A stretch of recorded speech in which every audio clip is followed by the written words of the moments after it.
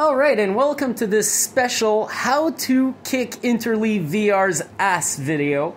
This is where I'm going to show you how to kick my own game's ass, take it as sort of a strategy guide, and I'm going to start right off by talking about the control scheme because it relates to the very first mistake I see a lot of people do, both in testing and on some YouTube videos that were obviously not mine.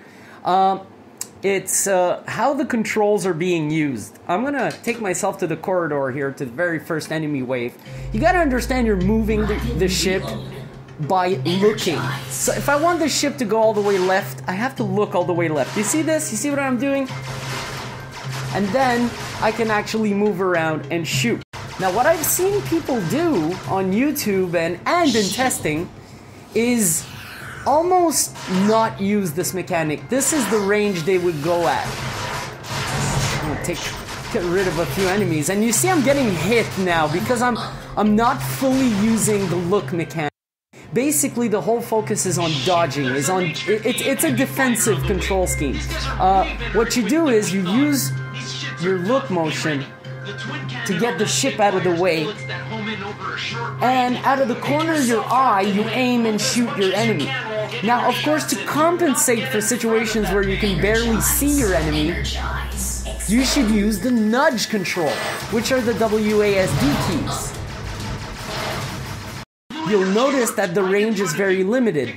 This is all the way down I can go with the nudge control, and now I'm going to look down. Look how much more range I get when I use the look mechanic. Now I've seen some people use the nudge keys a whole lot, but look, if you're not using the look mechanic, you will get your ass kicked.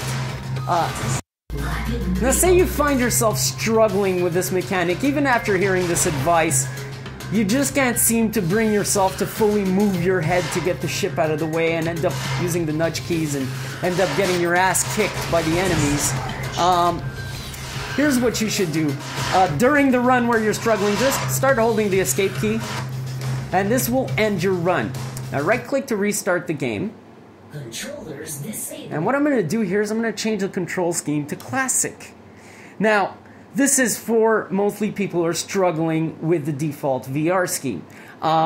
It's a much more familiar way of controlling a video game. It's much less akin to VR and more akin to your traditional shoot 'em up style. And I'm actually going to go to the very same location I was to show you the difference here.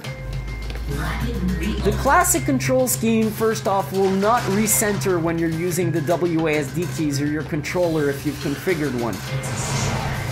The classic control scheme separates the look movement from the ship's movement.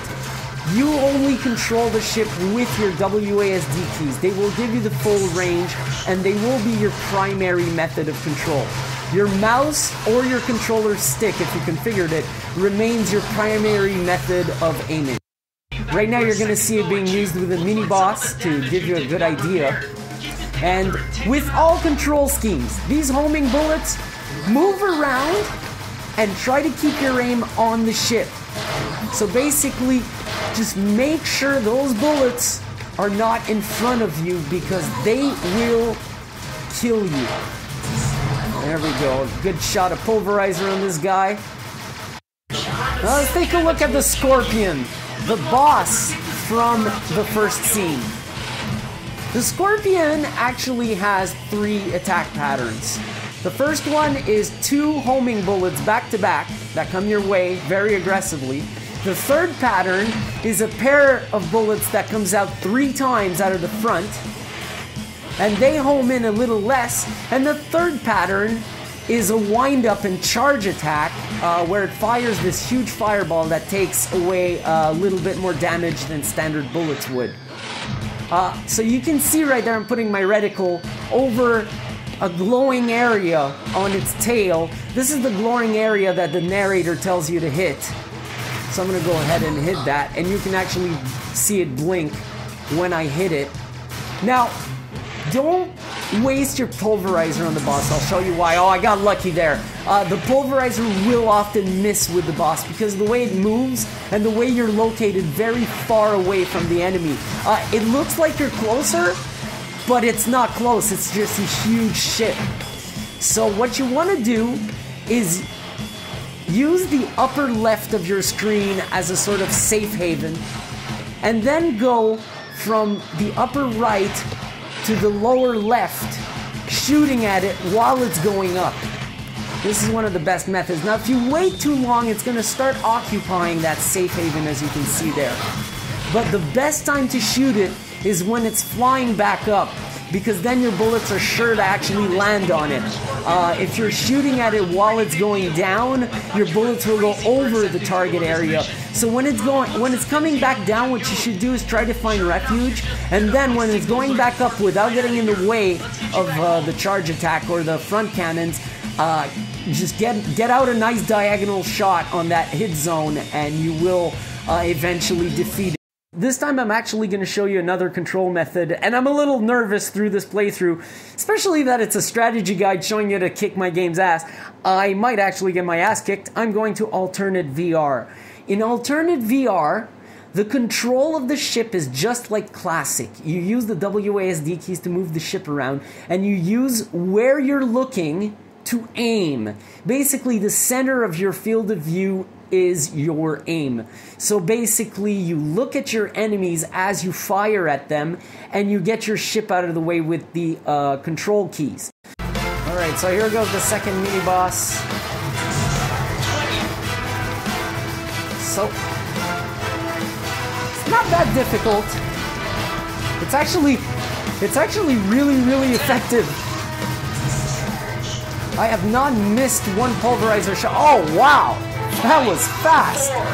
So as you can see, for aim precision, this control scheme is awesome. But for movement and stuff, it's hard to juggle both. I'll give you that as a word of warning. Even if I'm not practicing a lot with this control scheme, I'll be wobbly with it. This is why I actually implemented it last. I knew it would have these weird things to get used to about it, so I figured it wouldn't be a top priority. But some people have expressed they like this control scheme a lot, so I guess it was a good piece of work there that I added to the game. Those homing bullets, don't be a sitting duck. Move even for no reason. With the default control scheme, what you want to do is be using the nudge keys to do this while you look around to get out of the way. If you're a sitting duck, those things will home in on you even though you're not in their way. They will find their way to you. You have to be moving. If you're using the classic control scheme, this gets far easier. But if you're using the default control scheme, you have to be using it properly. If you find yourself missing often with the special attack, which is called the Pulverizer, which you right-click to use, it might be because you're firing it too quickly. I'll give you an example. You see that? It didn't home in on all the enemies. It just sort of smashed into the first one it saw. What you want to do with the Pulverizer is wait until the enemies are just within range and then fire it. You just saw that took out all 6 enemies, and they were in a wide pattern. But it works much better when you wait, just like it's 2 or 3 seconds, and then they come in within the sweet spot, and then you fire, like that, and you'll take out the entire pattern. I've actually seen the Pulverizer take out 9 enemies with all 9 of its bullets. So it can be really useful as long as you let the enemies get within range, and don't fire it from an incredibly weird angle like this, you know, at the middle of the screen.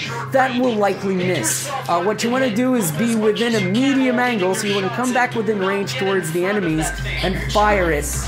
Sort of just like this. Bang! Right there. So in conclusion, you gotta pick the control scheme that works best for you. This is really important. If the default one is making you struggle with the game, try classic right away. Super important. Second off, the Pulverizer, if you master its usefulness, you will get your way through most enemy waves. Third off, move, move, move. Most of the bullets in this game have some form of homing property or another. They will find their way to your ship. You can't just sit in one location. Even though you find yourself doing so for a long period of time without getting hit, you will eventually get hit.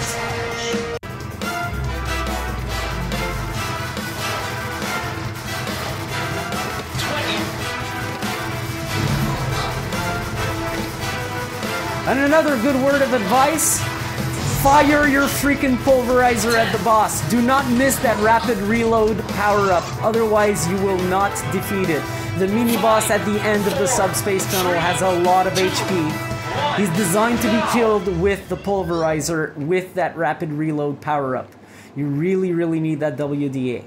And that's the end of this video, helping you kick the ass of Interleave VR. I really hope you end up doing so. It is now a 2-level game. It's got some good challenge in this subspace tunnel here, and you can actually work your skills in that first level, which is far easier. So that's it. Hope you find your sweet spot and enjoy the game, and I hope you enjoyed this video.